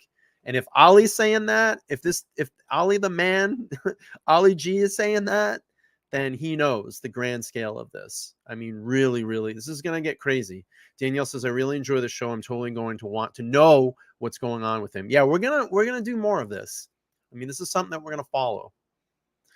Ollie says, you have no idea. I have no idea. Janet says, I thought this was really interesting too. I think when people watch this back on replay, I think it's going to pull them in. It's a very captivating story. All right, let's listen to Mr. Rock Bottom. Bash me, I deserve it. And, you know, there's nothing I can do about that. But my team had no idea about this. I control the money. I control the books. They were just doing their jobs. They were doing what I told them to do. So let them separate from the TPG organization. Let them, you know, give them a fair shot at doing what I didn't do and creating a real business and creating a real life, and leave everything that's involved with this to me, because I'm the one that did it. I take 100% responsibility for everything that's going on right now. And I don't want you guys to attack them and take away their shot at a life because of the stupid shit that I've done. Yeah, right, Jack. I know. Darby and Liz. Like I said, I can't take back what I've done. You know, I can only accept it. It's ironic that there's police sirens in the background guys when he said that. I don't expect any forgiveness, but like I said in my initial message, I'm not hiding from this. I'm not turning my social media off. I'm not going to file bankruptcy. I'm not going to leave the country. I'm not going to do any of those things. The whole point was to own it and start figuring out a way to try to fix it. Now, again, I didn't anticipate it getting this big. And I didn't anticipate it blowing up this fast. And maybe that's part of my problem, is I don't anticipate stuff. I don't anticipate the worst. I just hope for the best on everything. And that's still true to today. I don't know what the worst has to come. I don't know what tomorrow holds. I know it's going to be a shit show for a while, and it's just getting started. And I've got a lot on my plate that I'm going to have to deal with, but I'm prepared to deal with what I've caused. I know, I'm fully aware of what I've done, how many people I've hurt, and how bad this can get, and I accept it. And, you know, I may not be able to work for a while. I may not be able to do any business anywhere. I don't know. But I know that somehow, some way. Streamrod, you rule. Now we can pull up these members. So Ollie said, Ollie's been a member for 4 months. I appreciate your membership, dude. He says, why does YouTube force us to member milestone chat? Stop it, YouTube.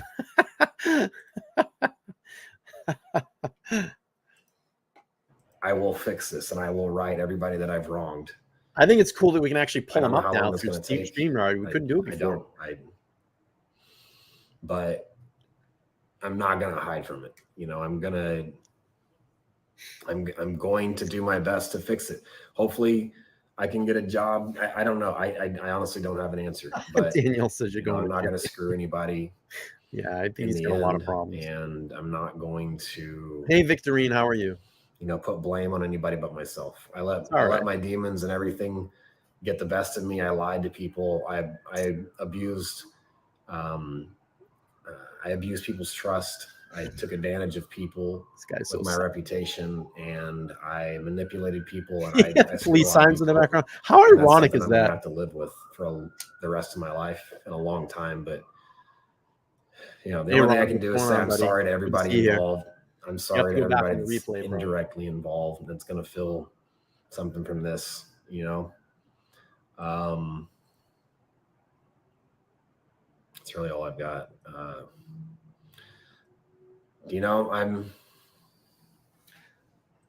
I fucked up.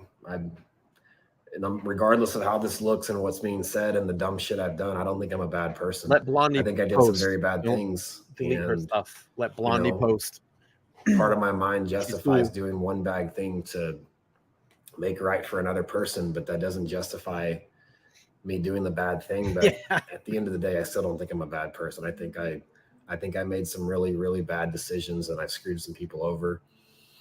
And I've got a lot of work to do on myself, but the only thing I can do is just take it from here on out, take it a day at a time, realize where I'm at, and just, this is one of the worst feelings I've ever felt in my life. I'm not going to drink today. I'm not going to use any drugs today. And just today, though, I'm going to try not, and tomorrow I'm going to wake up with the attitude and I'm going to take it as it comes and just take it a day at a time. And, I know that this means nothing to anybody and right now, and it's just words, and, maybe this is just, people are going to say that this is I'm a not video judging for anybody in LA, sympathy Jack. and whatever. You know who I he get is. it. But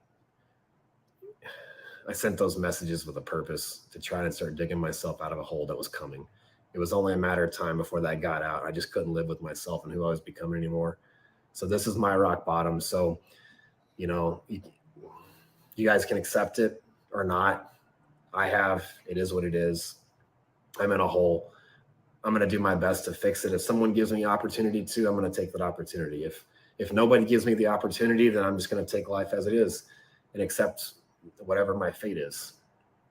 But to all those of you that really are truly involved that I haven't already spoken with, you have my word that as long as I'm around, I will do my best to get you made whole.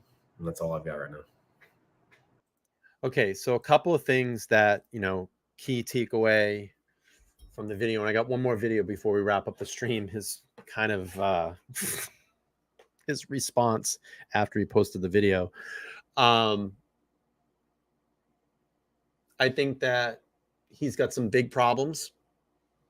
I don't want to see anybody say the things that they've been saying to him, offing yourself. No one should ever talk that way to anybody. Honestly, in my opinion, I don't think that he really has hit rock bottom. I don't feel that in that video. And I think I just don't feel that way because of what I know about him and all the things that he's done in the past, situations like this. As far as him owning stuff, I don't know his assets, but I think that he's in a lot of fucking trouble. I can say that. Let's see.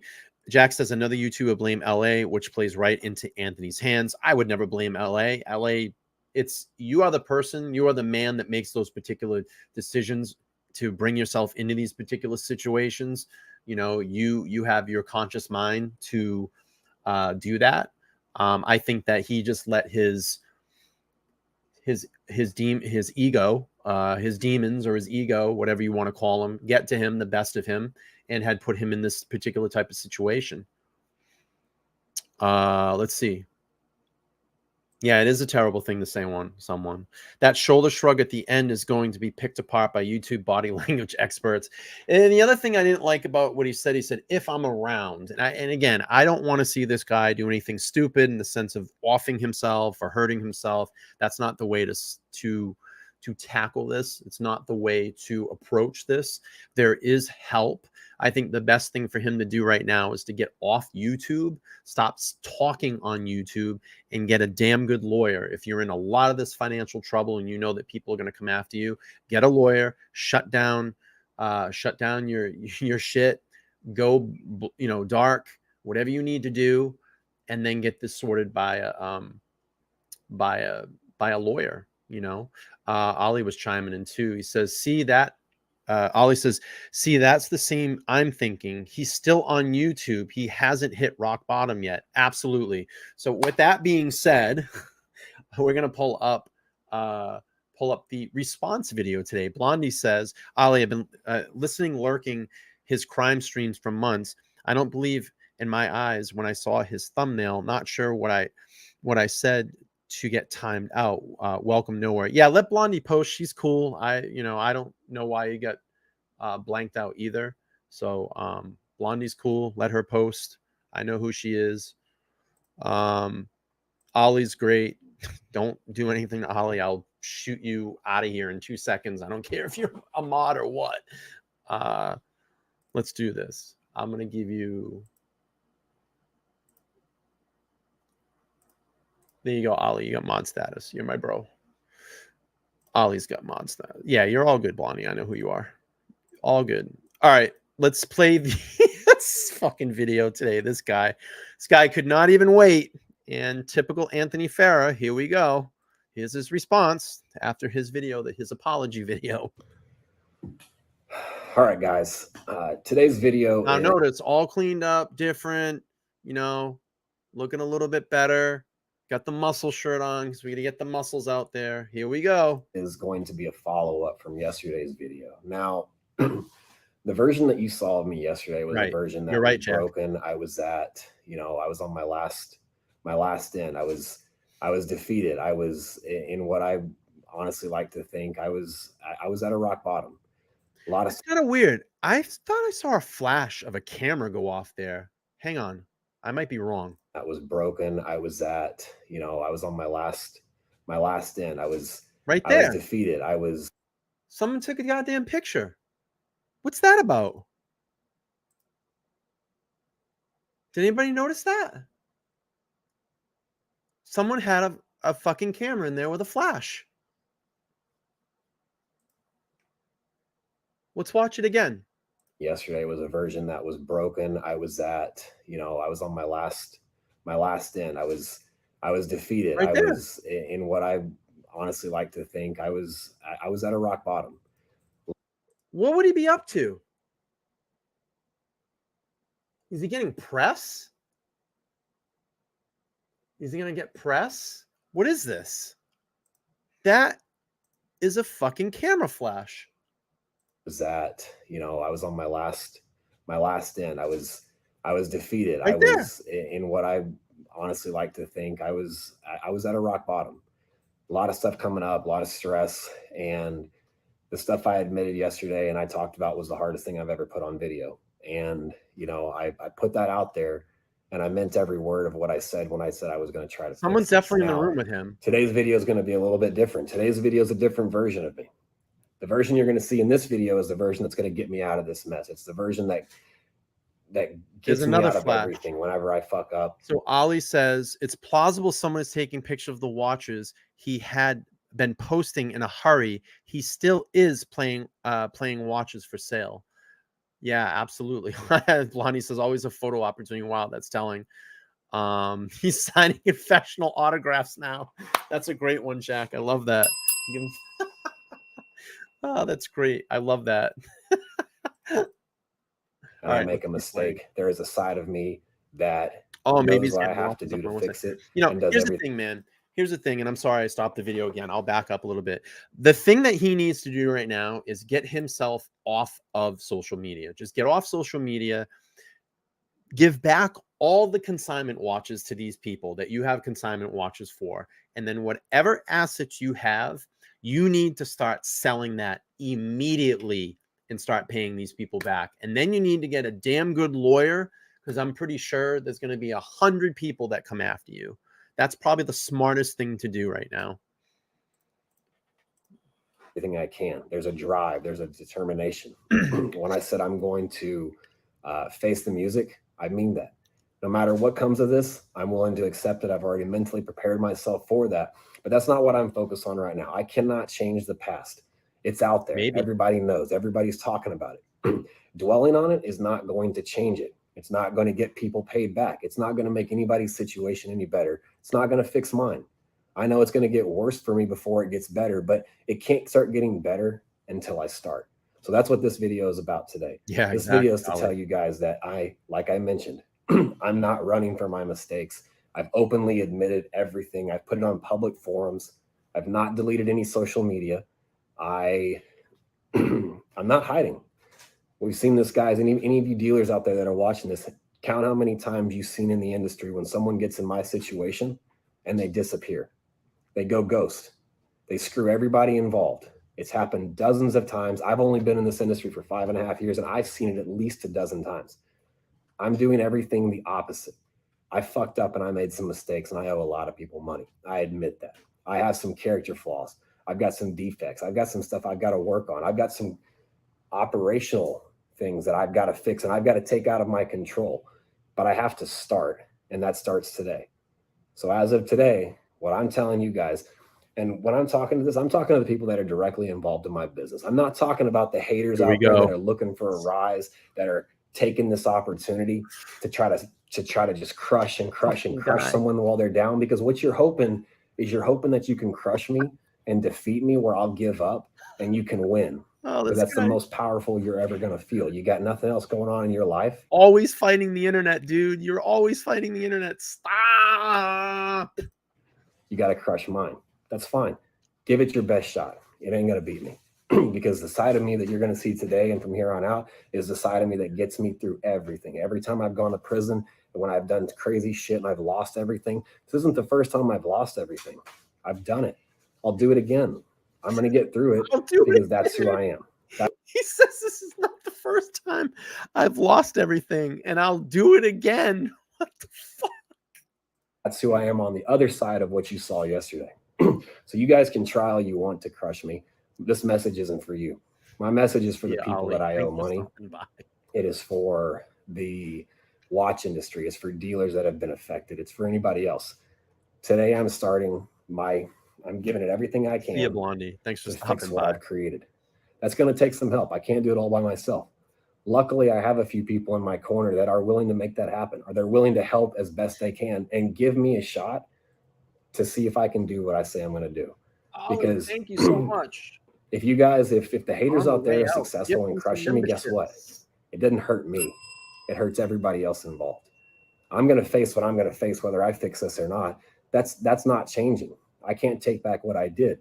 What I can try to do is make good on the people I owe at the very least. So that's what I'm going to do. So everybody out there that's involved that I owe money, you have my word. I'm still here. I'm still posting. I'm not going anywhere. I have a few big people in my corner that I also owe money. And you know what? Their money's only as safe as my ability to earn money. So the harder that people come out there, the more allegations that people come up with, the more of my old videos guys pull out and try to spin every which way. You know, if you're successful in what you're trying to do and crush me, you're just hurting everybody else. But I'm not going to let that happen. That's not who I am. So from here on out, you know what? I'll make it a commitment to post a video every day, updating you guys what I'm doing, where I'm at. Well, what I'm doing and what my plan is to fix this mess. He goes, where I'm at. Well, updating you guys what I'm doing, where I'm at. Well, what I'm doing and what my plan is to fix this mess. Step by step. It's not going to be easy and it's not going to happen overnight. It's not going to happen in a month. It's not going to happen in 6 months. It may take a year, but it has to start somewhere. And that's where I'm starting right now. 14 grand a day. So for everybody out there that doesn't have faith, you guys can go fuck yourself. Everybody else that sent me, and you know who I'm talking about. It's you guys that are sending me, go kill yourself messages. And that's not cool. I can't count how many messages I've gotten. I don't condone that at all. That's not cool. None of that stuff should be happening. People wishing, like, you actually wish suicide on somebody. Yeah, that's not Fuck cool. you. Yeah, that's not cool. It's really going to hurt you whenever I pull this off. And that's what I know most of you are afraid of. Yes, I did some bad shit. Guess what? I'm not the first person in history to do bad shit. I'm going to be one of the first ones to do some bad shit and then come back and make it right, though. I can promise you that. So if I seem a little bit more aggressive, it's because I've got an overwhelming amount of messages that are literally preying on my demise. And I hate to break it to you. You're going to get fucking pissed off whenever I pull this off.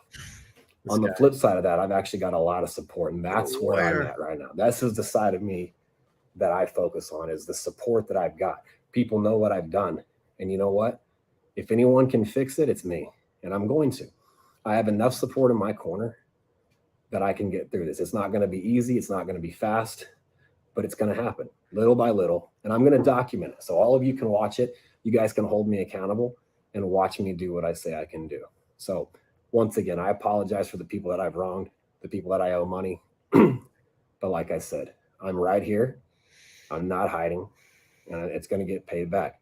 One thing a lot of you guys don't see is the conversations I've had with people, again, actually involved in my business, the people that I owe money. I've had dozens of conversations with people.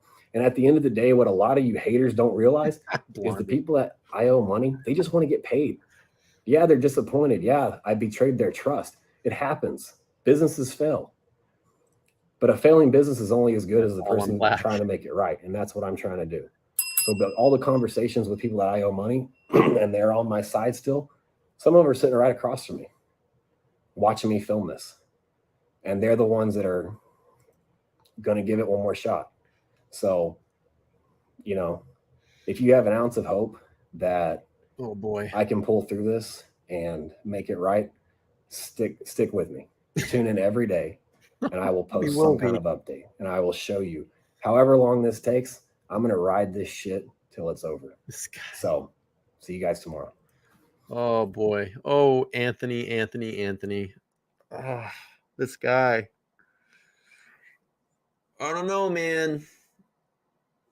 Just crazy stuff. Fuck this guy. Jesus Christ.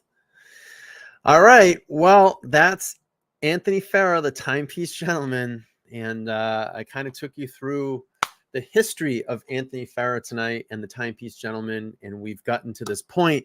Anthony now owes $5 million in money or assets or whatever it may be. But yeah, Blondie. Yeah, he's sitting at the edge of his chair. So I think he needs a lot of help. I think he needs to shut his mouth. I think he needs to find a good lawyer. I think he needs to stop worrying about what YouTube and social media is doing. I think he needs to shut down his accounts and seek some professional advice, because I think that he's going to be in a lot of trouble. And you got to think, wiring money has been involved in this. If one of those investors just even call the authorities or an FBI agent or the FBI, or the IRS, those are particularly people I would not want on me. So it remains to be seen what happens. Mind your business says, I want more. I can't wait for more. I told you, if you stayed with me from the beginning of the video and got to this point, I mean, the presentation, you were going to be gripped by this story. He has that power on people to pull people in and grip. I promise that I will do more of this as we get updates. Again, I'm not going back into the watch streaming YouTube space. It's not what I'm doing here, but this potentially could be a white collar crime. And that's why I wanted to bring this out. And I have some past connection to it, as I was a watch YouTuber in the past. But I thought this would be a great story. I know it probably wasn't going to pull a lot of people in here tonight because no one knows who the hell this guy is. But hopefully on the replay, some of you get really captivated by this and we can continue to do a little bit more of this. But if you're watching this live, obviously you can chat. If you're watching a replay, let me know down in the hashtag replay in the comments, and let me know if you want me to report more on this, because I will. Let me just get to a couple of these chats before I get out of here. Blondie says that's what he's admitting, so it has to be for much more money. Federal, absolutely, it's a federal crime, definitely. Grip Grifter, yep. I had no idea you were on the watch YouTubes. Oh yeah, I go way back. Blondie, I used to stream with like JJ and Marco and Tim and all of them. And then I kind of changed my channel over to more of a podcast. Now I'm in true crime, but this potentially could be a crime. So yeah, I've hung out with all those guys. I go back. I jump on JJ's every once in a while. I was just on there the other night, and I know Ollie. I know all those guys: Ari, Ollie, Marco, JJ, Archie. So, but yeah, I got out of that. I was in the business for about 16 years. I left it last year, and I just don't really want anything to do with it anymore.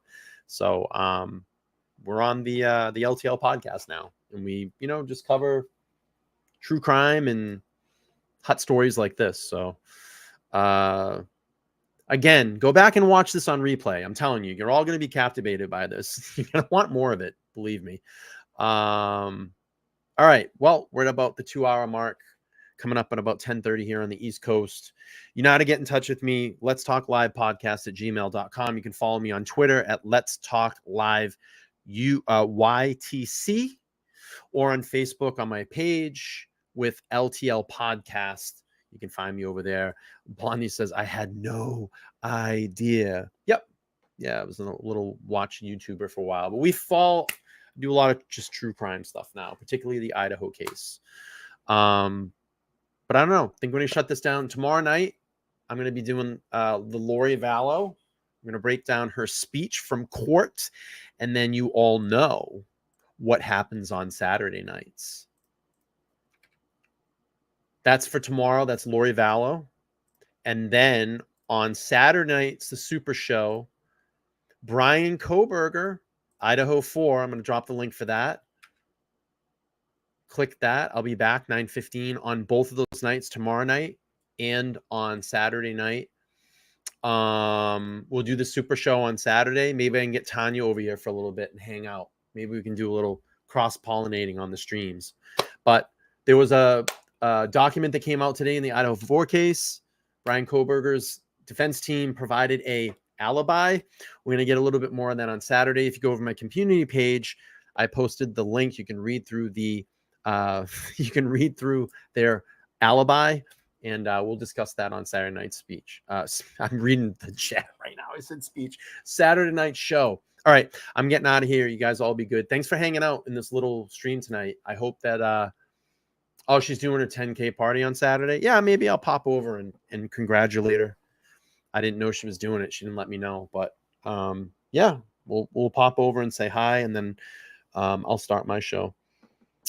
But that's going to be it. Lori Vallow Daybell tomorrow. Come hang out. I'm going to get out of here. Bye, guys. Be good. Peace.